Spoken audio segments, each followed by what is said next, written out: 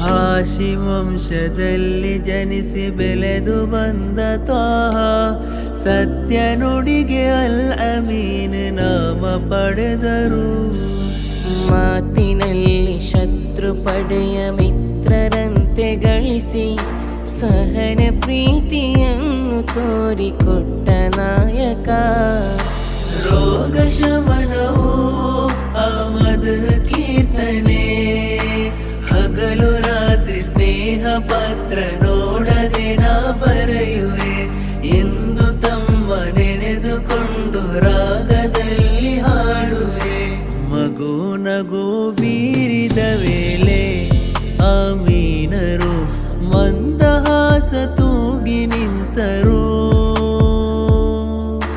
ಅಜಬಿನ ವಿಶೇಷತೆಯಲ್ಲಿ ತ್ವಾಹ ಕಂಡವರ ಕನ್ನ ಸೆಳೆದರು.